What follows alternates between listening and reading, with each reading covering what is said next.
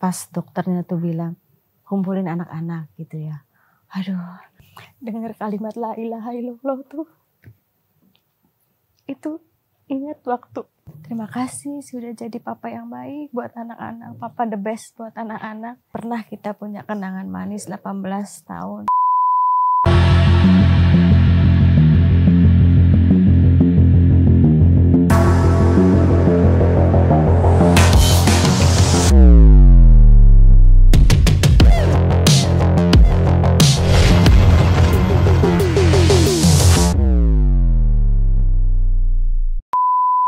Hai guys, welcome back to Ngobrol Asik. Aku hari ini kedatangan Mbak Yuni, mantan istri dari almarhum Mas Doni.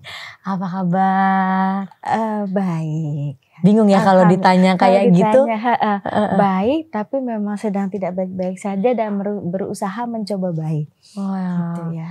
Tapi aku kagum ya Mbak, maksudnya Mbak Yuni kan mantan istri gitu, tapi dengan kehilangannya almarhum Mas Doni tuh Mbak Yuni kayak kehilangan yang luar biasa banget gitu. Karena kan ya itu kan proses ya, Bun, itu proses. Jadi kita kan dalam perjalanan kita mempertahankannya seperti apa sampai titik maksimalnya seperti apa sebetulnya sih. Kalau kita mau flashback lagi ya, bukan menjelekkan almarhum, tapi itulah perjalanannya. Ya kan harus diceritain kenang. Ini kan suatu kenangan juga sebenarnya. Jadi sampai Yuni itu di titik ke pengadilan agama itu sebetulnya kan pengen meluruskan lagi tujuan perkawinan itu loh gitu. Bukannya untuk berpisah.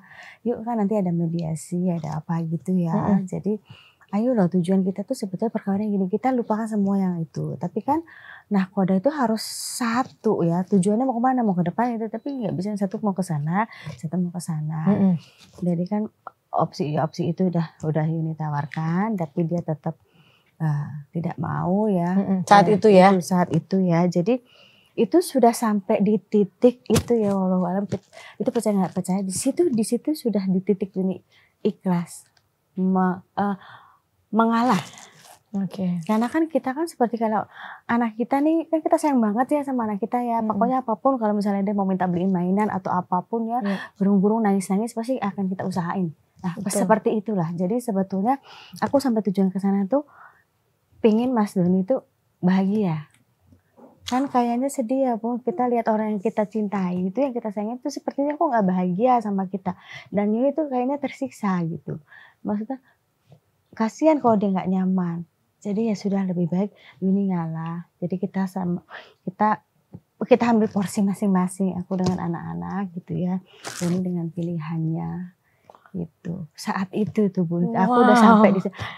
Karena sedih loh kita lihat orang yang kita sayangin itu kok kayaknya nggak nyaman, kayaknya aku nggak happy ya gitu sama Yuni. Jadi pastilah Yuni itu sudah berusaha gitu ya memperbaiki. Sampai waktu itu ditanya sama wartawan pun misalnya, gimana Mbak Yuni seandainya? Aku nggak mau berandai-andai sebelum ketok palu, karena memang tujuan aku ke sana itu bukan untuk berpisah. Aku mau mediasi, ayo kita dari nol lagi gitu. Gitu sampai nggak mau berandai-andai, tapi di situ tuh Yuni tuh sudah jodoh maut itu kan di tangan Allah ya. Aku bilang sekuat apapun Yuni kalau memang cuma hanya dipinjamkan selama 18 tahun pasti akan 18 tahun. Tapi kalau kita mau usaha seperti apapun kalau panjang pasti panjang gitu. Jadi sudah sampai di situ, sampai ya memang sih kaget juga walaupun ternyata ketok palunya itu pisah ya. Tapi ya saat itu tuh sudah sampai usahanya menurut Yuni sudah maksimal. Gitu. Boleh dibilang Mbak Yuni ini cintanya udah the next level ya. Udah bukan cinta sejati lagi. Karena Mbak Yuni udah lebih memikirkan kalau kita kan punya egois kayak ya nggak bisa gitu. Harus kalau awal-awalnya kan pasti gitu tuh. Tapi kalau ini kayak ya saking cintanya kalau dia nggak bahagia ya iya sedih dong. Lepas aja kita gitu. Kayak ngeliat anak kita nih ngerengek terus minta mainan. Terus kita gak kasih gitu. Terus kan rasanya kan sedih gitu. Itu usaha maksimal kita gimana lah caranya ya. Supaya kita bisa beliin mainannya dia. Terus akhirnya dia tersenyum bahagia. Seperti itulah kira-kira. Ya itu cintanya udah luar biasa sih. Supaya aku udah satu-satu karena aduh ini kayaknya sudah over limit deh. aku sudah nggak bisa nih. Jadi aku serahin, waktu itu aku udah bicara lah, banyak bicara dengan diri sendiri. Ya Allah ini nih, aku nggak bisa, ini sudah nggak bisa. Karena itu sempat aku pernah lihat di kaca ya diri aku sendiri. Terus aku videoin, kok kayaknya bibir aku udah agak miring gitu. Karena kayaknya sudah over, yang di kepala aku ini sudah over. Jadi aku bilang nggak boleh lah, anak-anak kan perlu mamanya ya. Jadi mamanya ini harus bagi-bagilah porsinya. Ya ini untuk, ya ini oke, aku masih bisa. Ya ini aku serahin ke Allah, ya ini. Mbak Yuni sendiri menikah berapa tahun? Kita pernikahan di 18 tahun. Pacarannya? Pacaran itu masuk tahun kedua lah, 1 tahun lebih. Oh, jadi hampir bersama lama juga ya. Waktu pacaran itu memang dari Mas Doninya yang langsung mau, aku mau serius, aku mau nikah gitu ya. Tapi di situ aku bilang, ada 2, ini orang beneran serius atau cuma nyoba-nyoba gitu ya. Udah di situnya benar nih mau serius, aku tuh begini gini. Keluarin semua dulu yang jeleknya. Aku keluarin dulu semua yang jeleknya. Kalau memang dia tetap masih di situ, oke, berarti benar. Dan ternyata kan memang udah, dan Doni itu almarhum itu pinter banget narik hati orang tua. Jadi kalau ke rumah tuh ya dia nggak nemuin langsung gini, enggak. Mah gini, mah makan mah gini. Jatuh hatinya ke keluarga dulu. Jadi dia tuh ya jatuh hati lah mama ya sama menantunya, karena kayaknya nih kok nih menantunya ini kok nggak ke anaknya melulu gitu ya. Jadi ke mama, ke ini. Ya mungkin. Dan satu lagi sih pernah ada yang meramal gitu ya, maksudnya kok wajahnya mirip ya gitu. Iya. Maksudnya ada kesamaan, kayaknya jodoh gitu. Terus aku bilang enggak lah. Tapi ya itu, tanya sana si keluarga sana sini, ternyata memang jodohnya. Kalau nggak jodoh kan nggak mungkin ya. Tapi Mbak Yuni menikah 18 tahun. Berpisah tahun 2017. 2017 berarti sudah Oktober. 7 tahun. Iya. Yang aku kagum selama 7 tahun Mbak Yuni belum menikah lagi. Belum menikah lagi. Mas Doni almarhum? Kayaknya dia belum menikah juga. Berarti kalian ini selama 7 tahun walaupun dalam keadaan berpisah, hubungan tetap baik-baik aja? Malah lebih baik sih pun komunikasi. Masya Allah. Karena aku sudah gak ada beban. Jadi aku komunikasi sama dia hanya porsinya sebagai orang tua gitu. Iya, yang urusan anak ya. Iya, jadi aku di situ sudah oke, porsinya kita sebagai suami istri sudah selesai. Tapi egonya kita harus buang. Sekarang kita berperan sebagai orang tua. Tapi tetap juga sih pun tahun pertama itu kita kayak pastilah kayak namanya baru-baru ya. Iya. Itu pertanyaan kenapa gitu. Salah saya apa, kenapa.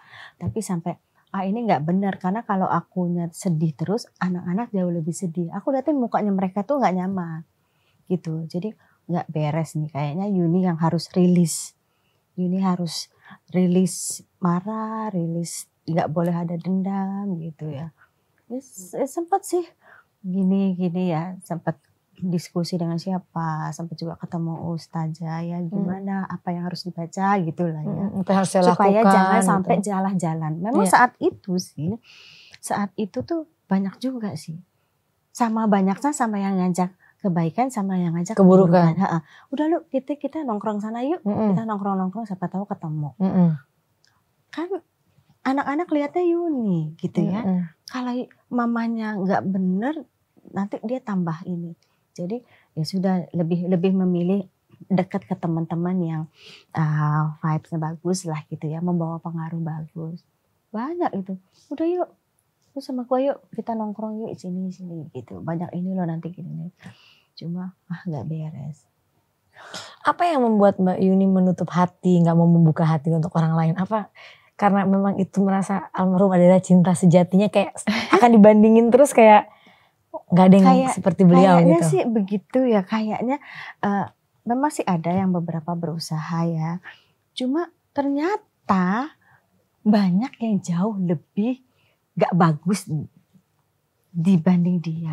Jadi selalu itu otomatis gitu. Apalagi memang sih cuma hanya sekedar nyapa-nyapa. Cuma kadang-kadang kan kita hubungannya masih baik, masih pergi sama anak-anak, masih apa.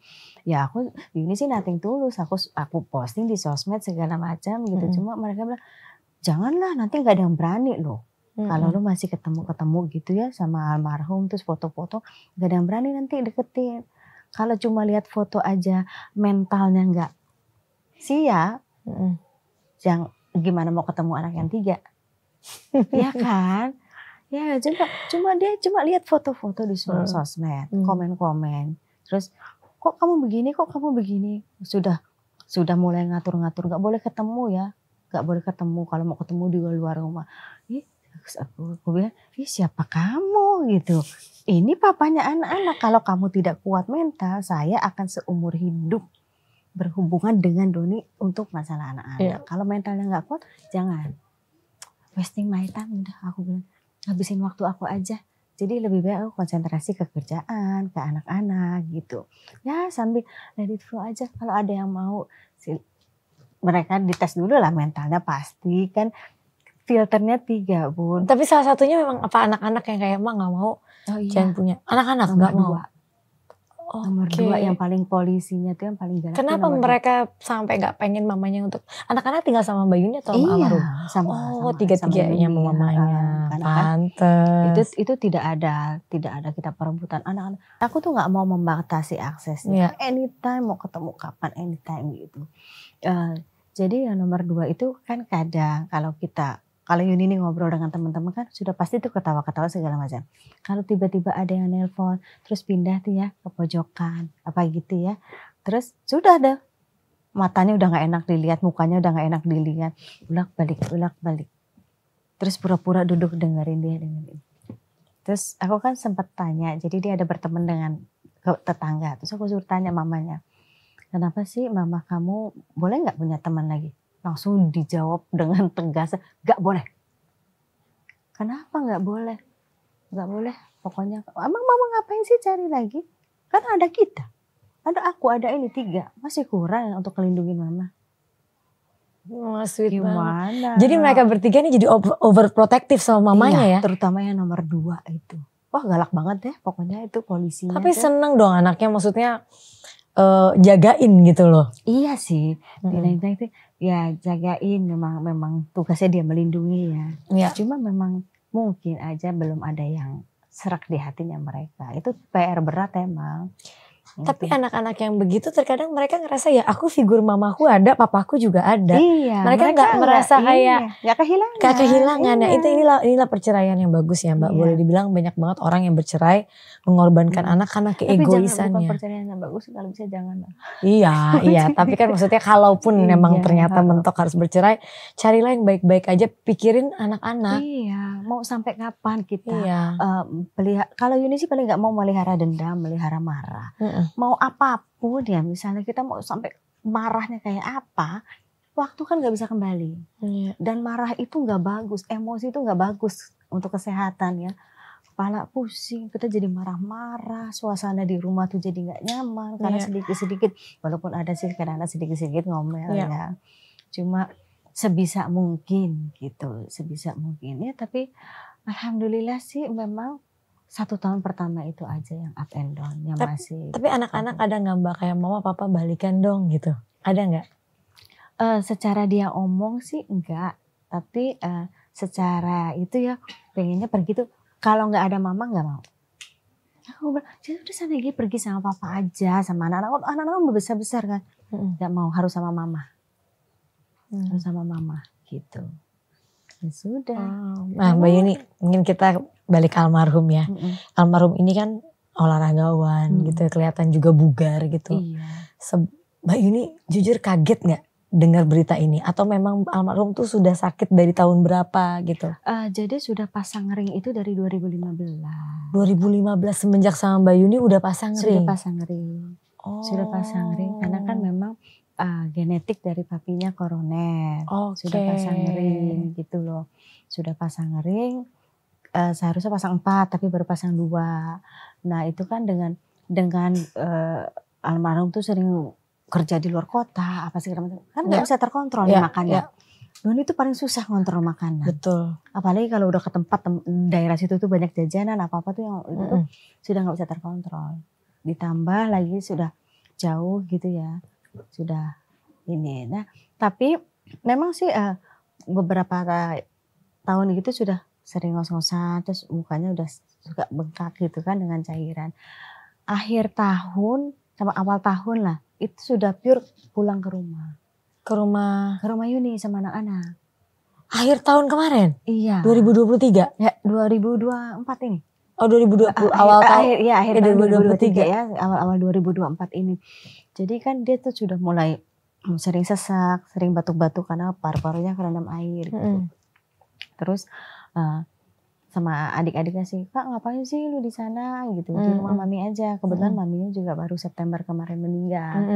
Di rumah mami aja, mungkin dia juga kan gak enak ya, tetangga-tetangga nanti gimana.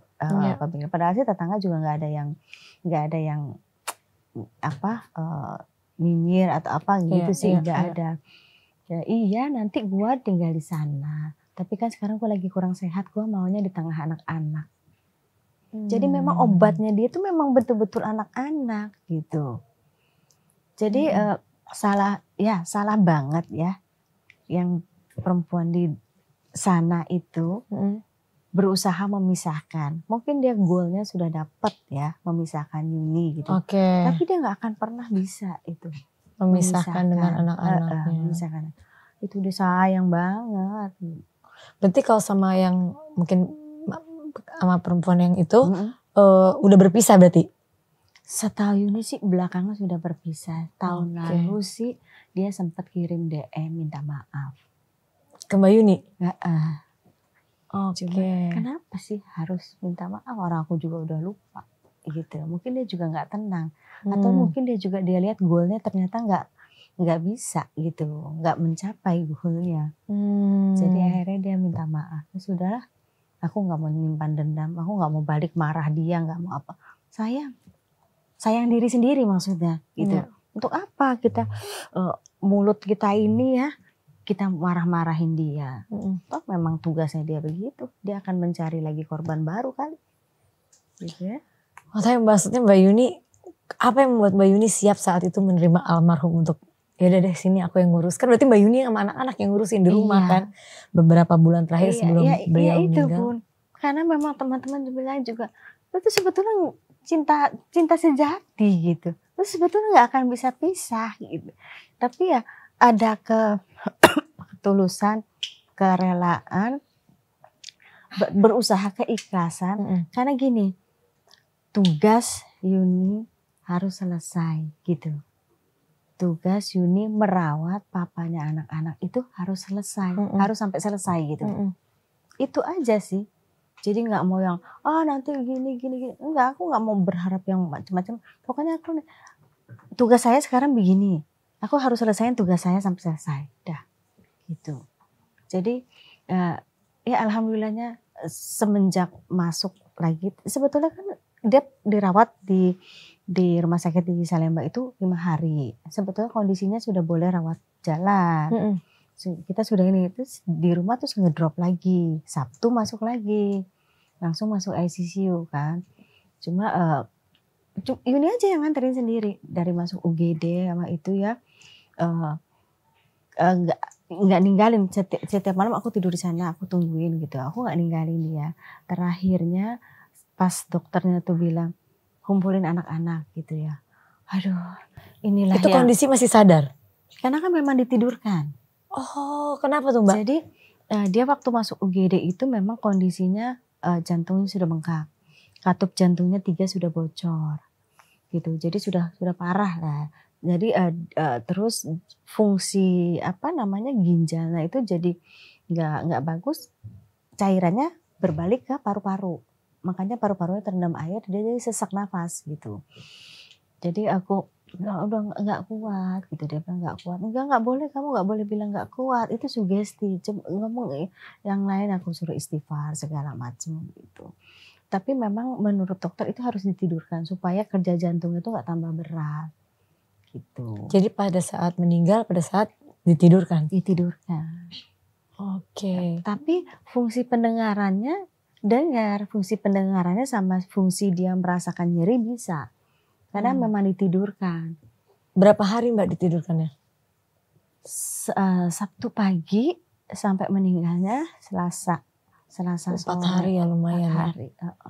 Sebelum kondisinya ditidurkan Mbak, ada nggak kayak almarhum beberapa minggu gitu sebelum meninggal menyampaikan sesuatu yang ke Mbak Yuni, Enggak maksudnya sih, terima kasih udah ngerawat atau enggak, paling dia cuma bilang maaf ya mama ngerepotin. Ya aku pikir biasa dia kalau misalnya sakit suka bilang gitu, suka kayak maaf ya mama ngerepotin gitu.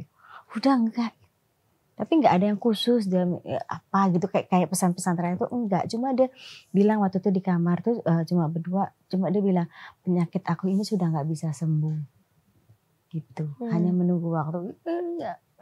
Inilah enggak bisa begitu. Semua orang itu memang menuju ke sana. Tapi kamu masih bisa duduk, kamu masih bisa jalan. Jangan putus asa. Iya. Ayo kita ikhtiar, makanya harus minum obat apa segala macam. Itu obat-obatan kan keras. Jadi mungkin kena lambungnya. Terus di rumah juga kan nggak disupport infus kan. Kalau di rumah sakit kan mungkin ada support infus ya. Sempat juga kita tuh panggil home care, masukin infus, vitamin supaya dia ada tenaganya lagi. Tapi memang kayaknya memang udah menolak makanan tuh di rumah. Jadi komplikasi juga ya jatuhnya ya. Anak-anak gimana Mbak kehilangan, ibaratnya pasti kan ayahnya sosok yang iya itu ya teman ya sampai karena bukan cuma deket pasti dengan anak-anak tuh sangat sayang ya, tapi dengan anak-anak yang ini memang dia suka dengan anak-anak, suka dia tuh sama anak-anak. Jadi teman-teman sekolahnya anak-anak gitu, kalau pas lagi waktu itu pertandingan futsal atau apa, pokoknya dia repot deh. Pokoknya dia tuh sayang lah sama anak-anak gitu, cepet akrab gitu dengan anak-anak. Ya waktu terakhir sih mereka mungkin juga nggak mau bikin mamanya gitu atau sebagai cowok ya, dia hanya berkaca-kaca nahan. Tapi begitu sudah dibilang udah dipompa jantung, terus kita tunggu ya 20 menit, kalau nggak kita cabutin, pecah semua tangisnya. Ya udah saya bilang ya gimana, papa udah kasihan, papa udah nggak kuat. Jadi sebelum dipompa jantungnya itu aku udah coba tarik di handphonenya papa dokter jantungnya. Karena kan selama ini biasanya Doni aja yang komunikasi. Nah, kalau begini-gini dia komunikasi. Ini harus dilakukan pompa jantung kan. Ada resiko kemungkinan bisa sampai patah rusuknya. Di situ aku telepon dokternya, dia bilang memang kondisinya dia sudah sangat buruk jantungnya. Jadi selalu Doni tuh enakan dikit nggak mau datang konsultasi ke dokternya, enakan dikit terus dia kerja lagi gitu kan.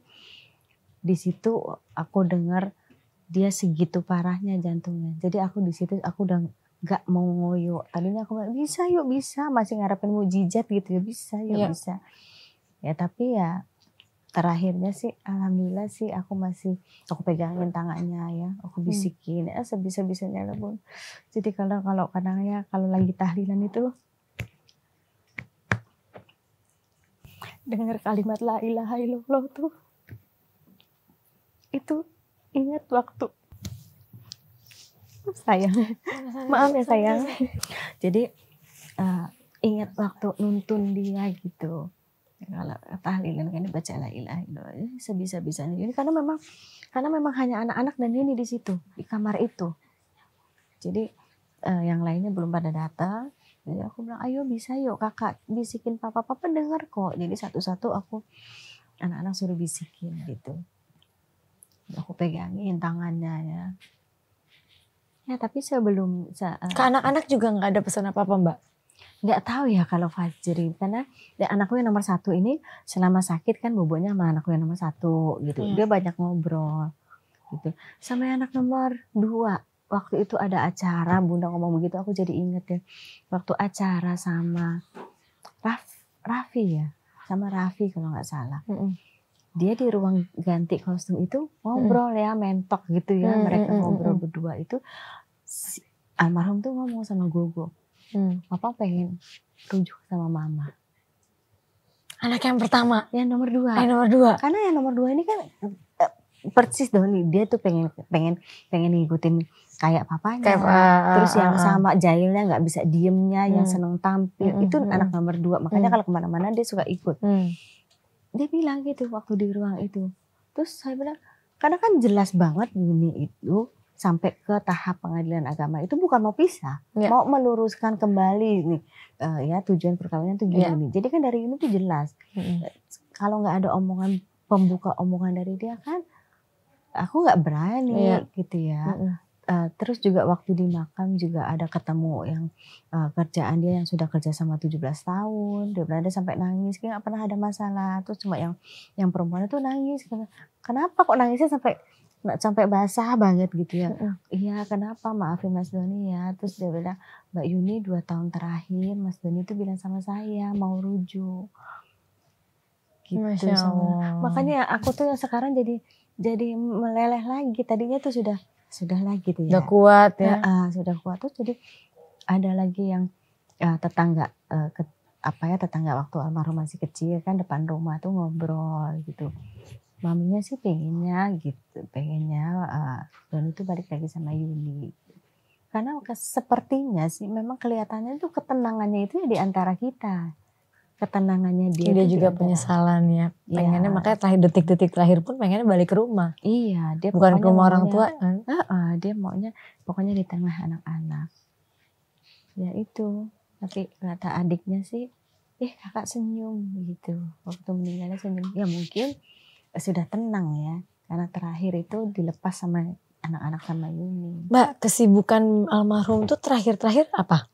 Kesibukannya? Ya, kesibukannya itu kan masih MC off air. Ya. Terus ada beberapa project itu kan dia sering bolak-balik Makassar gitu ya. Dia ada bantu-bantu project di sana. Memang rencananya itu puasa ini dia mau di sana di Makassar gitu.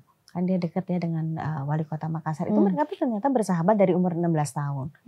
Backgroundnya sama-sama dari softball gitu. Jadi dia makanya dia pengen sembuh. Ayo sembuh dulu ya, kalau udah sembuh mau kemana aja, kerja di mana aja tenang.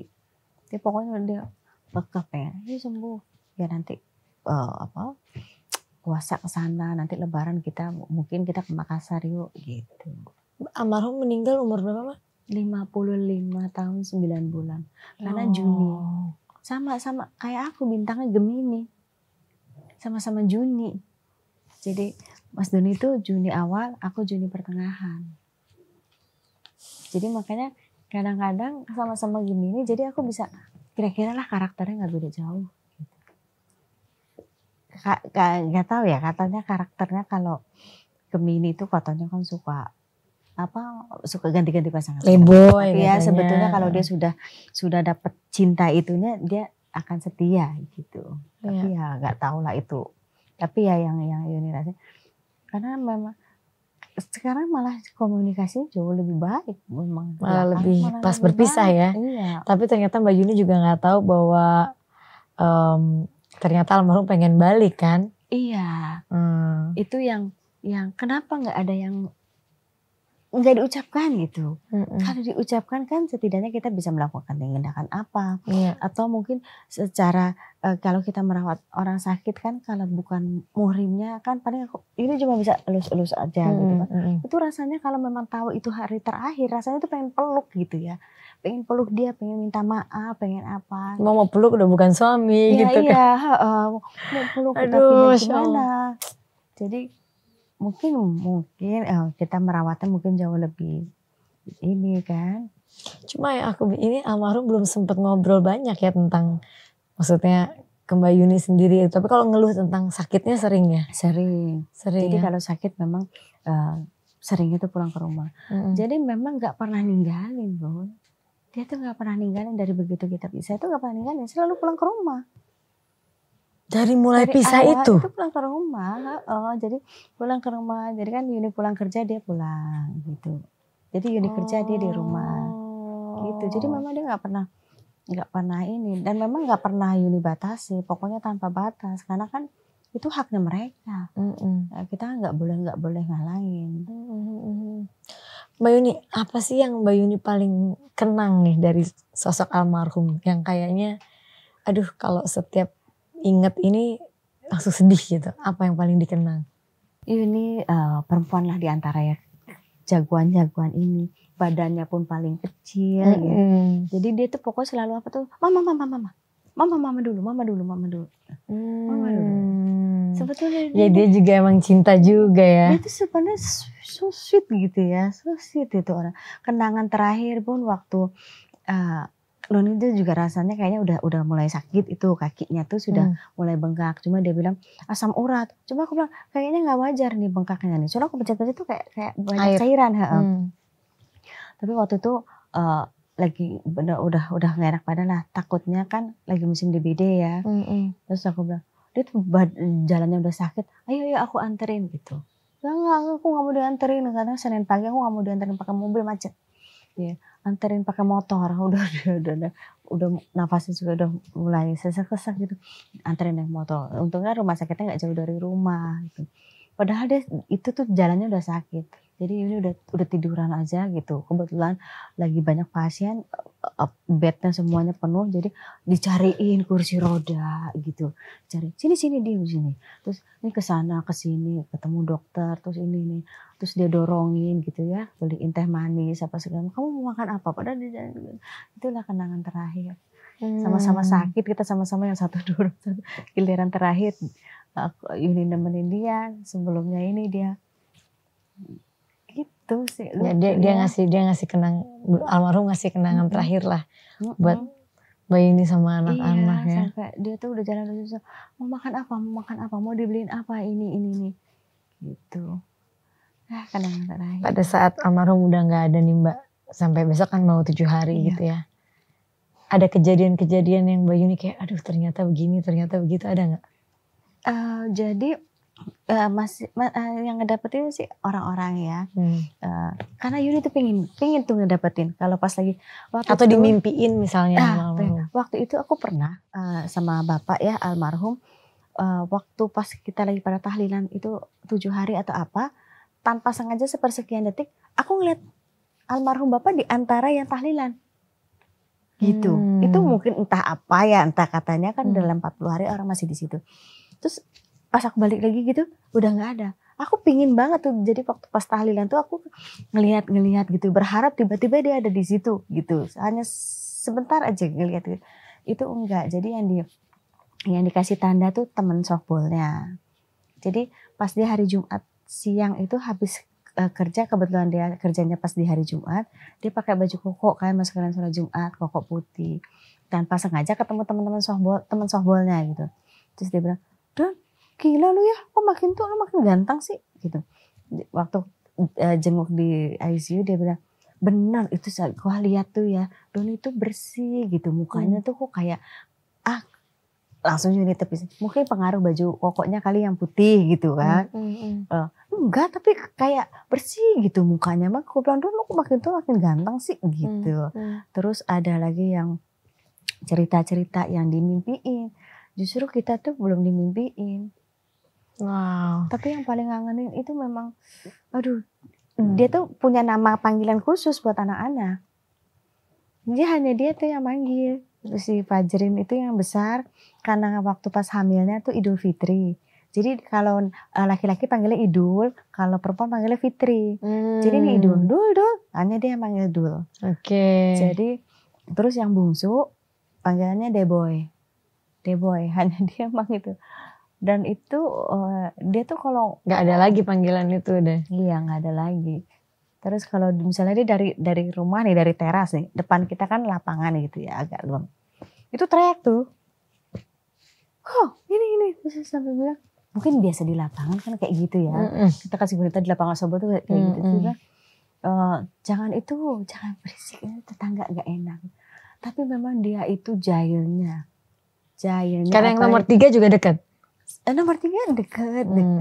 Jadi pernah, karena dia nomor 3 ini si bungsu ini kan secara fisik ketemunya kan lebih dekat sama ini. Tapi kan itu lagi, anak itu nggak bisa hanya dekat dengan ibunya, harus dekat sama ayahnya. Tetap apalagi anak laki.